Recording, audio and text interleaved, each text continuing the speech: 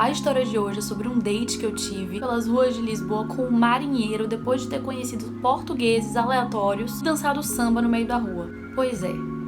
Assiste o vídeo aí pra entender. Oi meu povo, como vocês estão? Eu sou Fernanda, esse aqui é o meu canal, um espaço onde eu falo sobre as minhas experiências e histórias de viagem. Também compartilho um pouco sobre a minha experiência sendo ex-mística, esse processo de desconstrução de crenças. Hoje estou aqui no chão do meu quarto pra gravar um vídeo contando uma história de viagem que aconteceu há alguns anos atrás, lá em Lisboa, quando eu tive um date meio inusitado. E eu estou aqui sentada especificamente porque eu tenho mais outros vídeos pra gravar mais tarde, então eu vou aproveitar pra contar essa história me maquiando. O foco aqui não é a maquiagem, então não vou falar sobre isso, mas se você tiver alguma dúvida aí, alguma pergunta, aí eu falo aqui nos comentários, tá bom? Essa viagem aconteceu em 2017, eu tinha 20 anos e foi uma viagem de família pra comemorar os 60 anos de meu pai. A gente foi pra Madrid e pra Lisboa, e lá em Lisboa a gente ficou na casa de um tio meu que tinha um apartamento por lá e ele também estava lá. Tinham algumas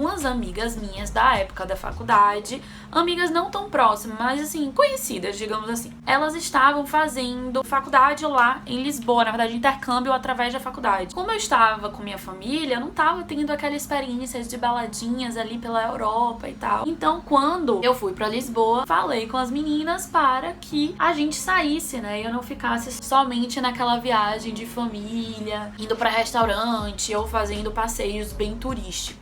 Marquei uma noite com elas e a gente foi passear ali por alguns bares. Primeiro a gente foi no Rooftop, eu esqueci o nome do Rooftop, depois eu fui outras vezes em outras viagens, eu vou colocar aqui o nome. Inclusive é um lugar bem legal. A gente ficou lá bebendo um pouco, dançando, porque tinha música também. E depois de um tempo por lá, a gente resolveu sair descendo pra uns outros lugares no bairro mesmo, porque tudo ali ao redor era bem boêmio. Eu, pelo menos, já estava bem animada, bebendo muitas cervejas, porque Lisboa não é um lugar muito caro, assim, com alguns poucos euros você consegue beber bastante cerveja, dependendo do lugar que você for. De alguma forma, que eu não lembro como, porque, enfim, já faz tempo e também eu estava bebendo, a gente conheceu alguns portugueses e começamos a andar com esses portugueses. Vou ver se eu acho alguns vídeos pra vocês verem como é o rolê por Lisboa que eu tô falando. É um rolê que o baile é bem pequeno, você só entra no bar pra comprar a cerveja e você fica bebendo na rua. Não era assim que a gente estava. Quando aquele bar fechou, a gente começou a descer e ir pra outros lugares. Lisboa é cheia de ladeira também, então a gente começou a descer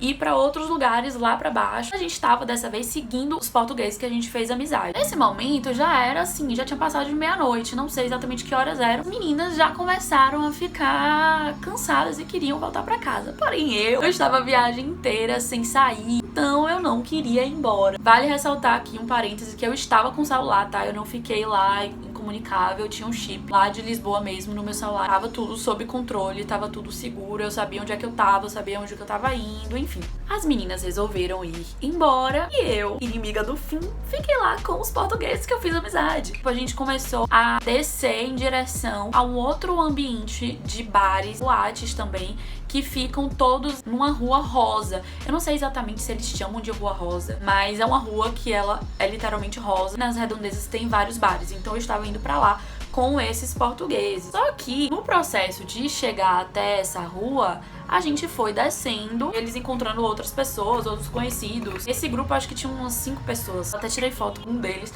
Uma foto péssima, mas eu vou colocar aqui pra vocês verem, pra vocês ilustrarem o que eu tô falando. Eles foram encontrando um monte de gente no meio do caminho, aí, enfim, a gente foi descendo. Eu comecei a ficar meio entediada, porque eu não tava entendendo tão bem. Era a primeira vez que eu tava tendo contato ali com o português de Portugal de uma maneira bem imersa. O jovem fala muito com muita gíria. Eu já tava cansada. Você tá bebendo ali, já tá de madrugada. Eu tava querendo encontrar brasileiro a todo custo. Eu comecei a pensar, meu Deus, eu preciso encontrar brasileiro, Quando a gente chegou lá embaixo, na rua lá das boates, eu avistei um grupo de pessoas e nesse grupo de pessoas eu vi uma camisa do Fluminense. Fiz, opa, deve ser brasileiro.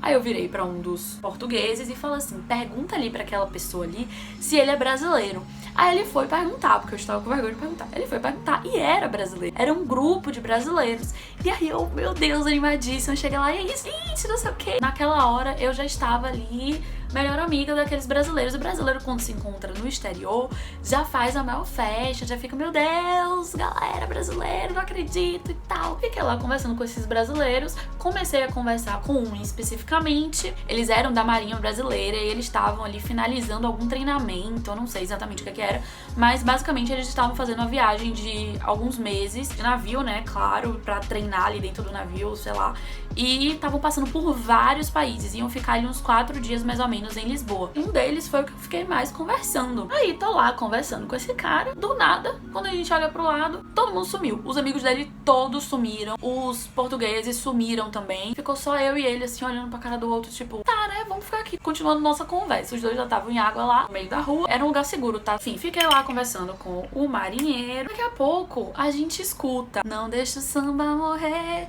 não deixa o samba acabar. A gente fez, pô, mais brasileiros.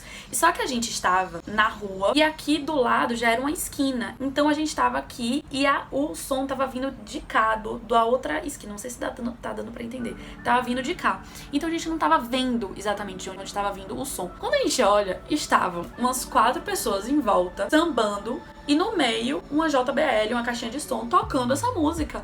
A gente olhou, a gente fez, meu Deus, a gente foi no meio lá e ficou lá sambando com a galera também. Começamos a conversar com essa galera, todo mundo falando como se fosse brasileiro mesmo, né? Eu pergunto, e vocês são da onde? 2 responderam, algum lugar do Brasil, não lembro onde.